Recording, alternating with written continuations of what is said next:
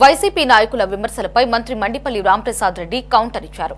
కూటమి ప్రభుత్వం ప్రవేశపెడుతున్న సంక్షేమ పథకాలను చూసి వైసీపీ నాయకులు ఓర్వలేకపోతున్నారని మండిపడ్డారు.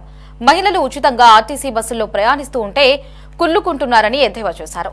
ప్రభుత్వ సంక్షేమ పాలనతో ప్రజలు వైసీపీ నేతలను పట్టించుకోవడం లేదని ఈర్ష్యతో మాట్లాడుతున్నారని ఆరోపించారు.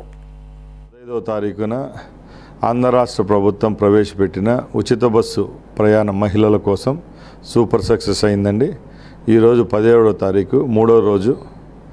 నిన్న 16వ తారీఖున సుమారు 10,45,000 మంది మహిళామూర్తులు ఉచితంగా ఈ హక్కును వినియోగించుకోవడం జరిగింది. దీనివల్ల మా ప్రభుత్వానికి 4.5 లక్షల రూపాయలు ఒకరోజు ఖర్చు అయింది. ఈ ఖర్చును సంతోషంగా రాష్ట్ర ప్రభుత్వం ఏపీఎస్ఆర్టీసీకి చెల్లించడం జరుగుతుంది. మేము ఒకటే చెప్తున్నాం, ఎప్పుడు ఏపీఎస్ఆర్టీసీకి ప్రభుత్వానికి ప్రజలు భారం గారు. మా ప్రభుత్వం ఏదైతే సూపర్ 6 పథకంలో చెప్పామో అవి తూచా తప్పకుండా ఈరోజు ఇస్తున్నాం. భారం అనుకోకుండా ఒక బాధ్యతగా ఈ స్కీమును మా ముఖ్యమంత్రి గారు భుజాన పైన వేసుకొని ఎక్కడ ఏ విధమైన సమస్యలు లేవనెత్తకుండా ఈ కార్యక్రమాన్ని దిగ్విజయంగా ముందుకు తీసుకొని పోయేదానికి సన్నద్ధమయ్యాము. వైసీపీ నాయకులు ఎవరైతే ఉన్నారో వాళ్లకు ఏ విధమైన అభివృద్ధి సంక్షేమం ఈ రాష్ట్రంలో కనపడలేదు. 65 లక్షల మంది పిల్లల కోసం తల్లికి వందనం ఇచ్చాం, ఎక్కడిచ్చారని అడుగుతున్నారు.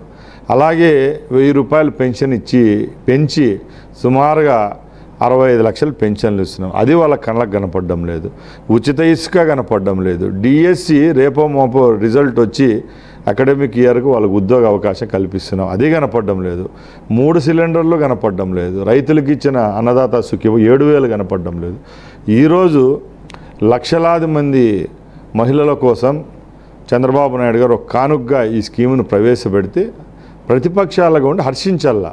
ఇంకా దీంట్లో ఏమైనా మార్పులు చేర్పులు చెప్పాలా. కానీ ముఖ్యమంత్రి గారు టికెట్ ఎందుకు కొనుక్కున్నారు, డిప్యూటీ ముఖ్యమంత్రి ఎందుకు టికెట్ కొనుక్కున్నారంటే మేమంతా జెంట్స్ కాబట్టి, మగవాళ్ళు కాబట్టి పురుషులకు ఒక ప్రయాణం చేసేటప్పుడు డబ్బిచ్చి కొనుక్కోవడం బాధ్యత కాబట్టి టికెట్ కొనుక్కోవడం జరిగింది. దీని విషయంలో ఒక మంత్రిగా రవాణా శాఖ పోర్ట్ఫోలియో నేను నిర్వర్తిస్తున్నా కాబట్టి దీని మీద క్లారిటీ ఇస్తున్నా.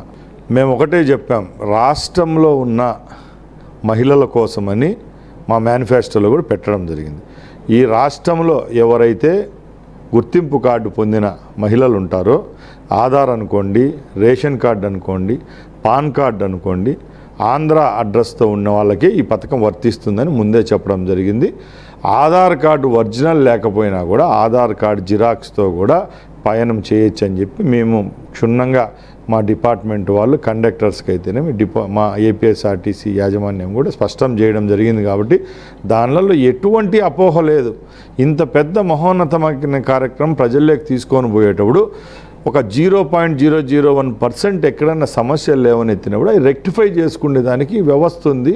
మాకు డిపార్ట్మెంట్ 45,000 మంది ఉద్యోగులు ఉన్నారు. అంతే తప్పగా ఈరోజు వైసీపీ నాయకులు లేకపోతే వైసీపీ కార్యకర్తలు దీని మీద సోషల్ మీడియాలోనో బయట యాగీ చేయడం సబబు కాదు. ఎందుకంటే ఈ పథకాలు ఇంతగా ప్రజల్లో చొచ్చుకొని పోయేటప్పుడు మీరు మమ్మల్ని అవమానించినట్టు కాదు. ఈ రాష్ట్రంలో ఈ పథకాల ద్వారా లబ్ధి పొందుతున్న ఎవరైతే ప్రజలు ఉన్నారో వాళ్ళని మీరు అవహేళన చేసిన